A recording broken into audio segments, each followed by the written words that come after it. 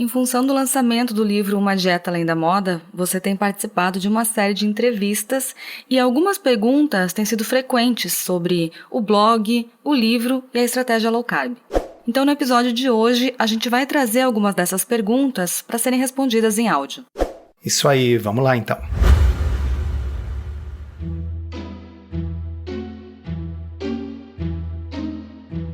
Comida sem filtro.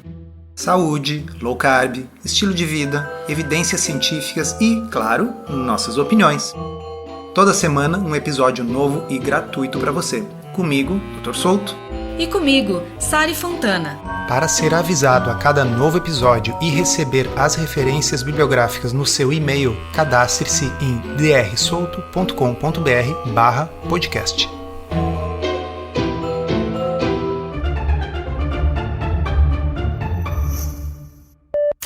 Como surgiu o blog Ciência Low Carb? Pois é, para vocês crianças que estão escutando, existia uma coisa chamada blog, que estava muito em voga no início dos anos 2010. Então, quando eu senti a necessidade de contar para as pessoas aquelas novidades, para mim eram novidades que eu estava aprendendo, os estudos científicos que eu estava lendo, após eu ter tido a minha própria experiência de perder peso sem passar fome, adotando uma dieta de baixo carboidrato, eu encontrei no blog a melhor forma de comunicar isso para as pessoas. Ou seja, de explicar os argumentos e, ao mesmo tempo, de falar sobre os estudos científicos que embasavam esse estilo de vida. E para quem não acompanhou na época, o blog se tornou a maior referência sobre o assunto no Brasil e chegou a ter mais de 500 mil de acessos mensais no seu auge. Pois é, isso foi antes da grande ascensão das redes sociais. Hoje em dia, a gente comunica boa parte das coisas pelas redes, mas naquele momento realmente o blog era muito importante. E eu continuo achando que esse formato, que permite textos mais longos, mais elaborados, é a melhor forma de comunicar assuntos complexos. A melhor, exceto pelo livro, obviamente. E para quem está chegando agora, que ainda não sabe direito o que é uma dieta low carb, como você define em poucas palavras do que se trata essa estratégia? Low carb significa literalmente baixo carboidrato. E ela poderia ser vista simplesmente como uma dieta de baixo açúcar e baixa farinha. Mais do que isso, é uma forma de se alimentar que privilegia alimentos minimamente processados, como por exemplo peixes, aves, carnes, saladas e legumes, ao mesmo tempo que evita o consumo de alimentos ricos em açúcar e amido. E por causa dessas características, favorece o emagrecimento sem que a pessoa tenha que passar fome no processo. Porque veja, ninguém nunca disse que dieta de baixo carboidrato é a única forma de emagrecer ou melhorar condições metabólicas como pré-diabetes ou diabetes ou gordura no fígado. Acontece que muitas das outras estratégias requerem a contagem de calorias e as pessoas acabam comendo menos do que elas querem para criar esse déficit calórico. Numa dieta low carb bem formulada, as pessoas consomem menos calorias, mas não porque elas estão passando fome, e sim porque elas estão saciadas, e isso faz uma grande diferença, sobretudo porque a gente está pensando no longo prazo, num estilo de vida.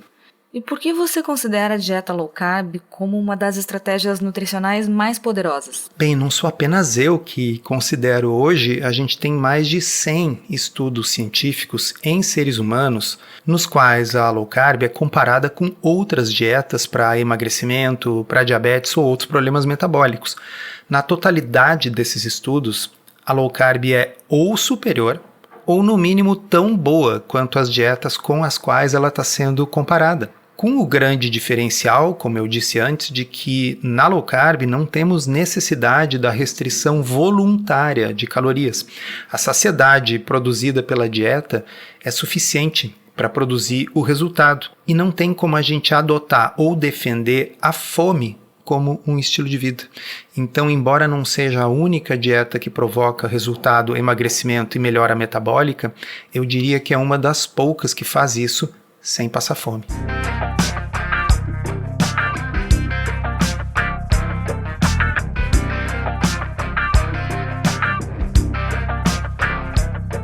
E depois de tantos anos escrevendo no blog, você resolveu escrever um livro. O livro é Uma Dieta Além da Moda. Qual é o objetivo desse livro? O objetivo do livro é, naturalmente, chamar a atenção para o fato de que a low carb é uma das intervenções mais eficazes para os principais problemas que afetam a população mundial, que são obesidade, síndrome metabólica e diabetes. E, no entanto, muitas pessoas, tanto leigos, mas também principalmente profissionais de saúde, pensam em low carb como apenas uma dieta da moda. Eu tenho ouvido isso muito nos últimos dias, inclusive, ignorando todo esse arcabouço científico robusto que dá suporte a essa estratégia. O livro pretende ajudar a mudar essa realidade. E qual é o público-alvo do livro? Pois é, eu pensei muito nisso quando eu estava escrevendo esse livro. Para quem esse livro deveria ser escrito? Afinal, o número de pessoas que pode se beneficiar da estratégia é muito maior do que o número de pessoas que está interessado na ciência que dá embasamento para ela. No entanto, se o livro não tivesse todo o embasamento científico, ele não seria levado a sério por ninguém.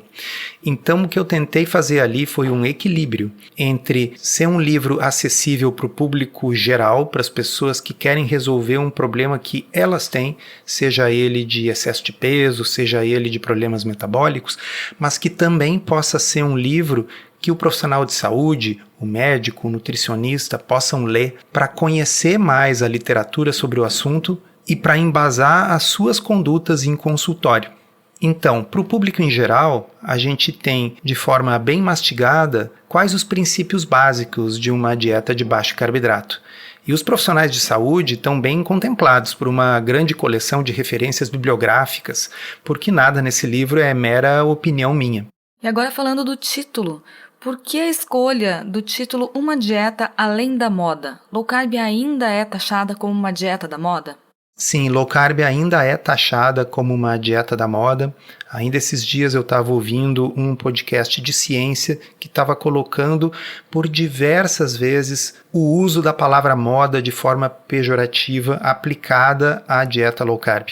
E moda, como eu sempre digo, tem diferentes significados na língua portuguesa. Na estatística, é o que é mais frequente, mas também diz respeito a roupas e acessórios. No inglês a gente usa a palavra fashion, né? Moda, mas também pode significar modismo, modinha passageira, e normalmente é assim que a low carb é tratada. Imagino que seja tratada assim por quem ainda não leu o seu livro. Ah, certamente. Tem muita gente que está na categoria não li e não gostei, mas eu acho que a gente tem que acabar um pouco com esse tribalismo. É uma estratégia alimentar, não faz sentido ser contra ou a favor de uma estratégia que tem embasamento científico. Cabe às pessoas entenderem esse embasamento e, sobretudo, aos profissionais de saúde para saber quem pode se beneficiar mais, para poder oferecer para as pessoas. Como eu digo no livro, ninguém é realmente livre para escolher se não souber que a escolha existe. E a gente precisa de mais alternativas, a gente precisa de mais escolhas para as pessoas e não menos. E por que a gente vai escolher uma estratégia alimentar para dizer não, essa não pode, essa é modinha, quando ela é, nas palavras da própria Associação Americana do Diabetes, a estratégia mais estudada no caso dessa patologia, por exemplo. De modo geral, então, quais que são as orientações a respeito da estratégia low carb? Bom, a primeira é que nem todas as pessoas precisam restringir carboidratos. E às vezes as pessoas ficam surpresas de ouvir que eu digo isso, mas isso tem a ver com o fato de que eu divulgo a estratégia, o que pode dar essa falsa impressão de que eu defendo para todo mundo. Aliás, uma das coisas que eu faço no meu consultório é justamente sugerir para alguns indivíduos magros, metabolicamente saudáveis e que estão fazendo uma dieta cetogênica sem necessidade, que acrescentem uma certa quantidade de carboidratos de boa qualidade à sua dieta. Mas então, respondendo à sua pergunta, quais as orientações gerais a respeito da low carb? Primeiramente, priorizar saladas, legumes e vegetais de baixo amido. Uma das críticas que denota a ignorância que a gente escuta por aí é de que é uma dieta na qual não se consomem vegetais, não tem fibra, portanto será uma dieta nutricionalmente deficiente. E nada pode ser mais distante da realidade. Assim como um celíaco que quiser comer cereais vai escolher cereais sem glúten, alguém que precisa reduzir os carboidratos na dieta vai escolher vegetais de baixo carboidrato, não há nenhum mistério nisso. utilizar proteínas de boa qualidade, tais como peixes, aves, carnes e ovos, para saciar a fome. Então, todos nós precisamos matar a fome. Aqueles que precisam emagrecer não precisam matar a fome com alimentos que basicamente fornecem calorias e nada mais, como é o caso de açúcares e amidos. Vamos matar a fome com proteínas de boa qualidade. É lógico que numa dieta de baixo carboidrato não se deve consumir açúcar, mas é importante entender que tanto faz se ele é o açúcar adicionado ou se ele é o açúcar que está presente nos alimentos. O açúcar presente num suco de uva natural, integral e orgânico, ou num suco de laranja que você mesmo espremeu em casa, é a mesma molécula do pó do açucareiro, ele só veio de outra planta. O açúcar do açucareiro que você compra no Brasil veio da cana-de-açúcar, mas se você morasse na Europa, talvez viesse da beterraba, não importa a planta, é a mesma molécula e essa compreensão ela é bem importante. Ainda dentro das coisas que são carboidratos e, portanto, precisam ser reduzidas nesse tipo de alimentação, são os farináceos e seus derivados, por exemplo, pão, massa, biscoito, etc. E mais uma vez aqui, não importa se são integrais ou não, porque o que importa é se o amido vai estar lá. E o amido vai estar nos integrais também. Ah, mas da onde eu vou conseguir as fibras e os minerais e os nutrientes? Volte à primeira casinha do que eu respondi antes. Os vegetais de baixo amido, naturalmente. É sempre importante a gente lembrar que uma dieta low carb, assim como um medicamento, a gente ajusta a dose de acordo com a necessidade. Então, para aquelas pessoas que têm uma indicação de fazer uma restrição maior de carboidratos, outras fontes de carboidrato precisam ser evitadas também, como arroz, batata, milho, mandioca, tapioca, polvilho. Todas essas coisas têm em comum o quê? O amido. E o amido, ele nada mais é do que glicose na forma de um polímero. E como que ficam as frutas dentro dessa estratégia?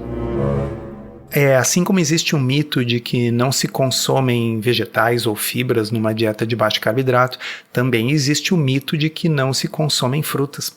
É que parece que quando as pessoas pensam em fruta, elas pensam em sobremesa. Quando as pessoas pensam em fruta, elas lembram apenas das frutas doces. Eu entendo o motivo, é porque a fruta doce ela é gostosa. Tudo que é doce é gostoso, né, pessoal? Agora, existe um monte de frutas que têm menos açúcar, então a gente vai dar preferência para aquelas frutas que têm menor teor de açúcar, tais como coco, abacate, morango, mirtilo, framboesa, amora, maracujá, kiwi, goiaba, pitaia e tantas outras. Lógico que, como eu expliquei antes, a dose, ou seja, o quão low carb a dieta precisa ser, vai ser determinado pelo médico e pelo nutricionista para a condição de cada um. Em indivíduos que precisam uma restrição mais severa de carboidratos, nós vamos ficar com esses exemplos que eu dei. Agora, naqueles que estão fazendo uma low carb mais moderada, o consumo de frutas depois de uma refeição, por exemplo, mesmo que sejam frutas mais doces, não chega a ser um problema.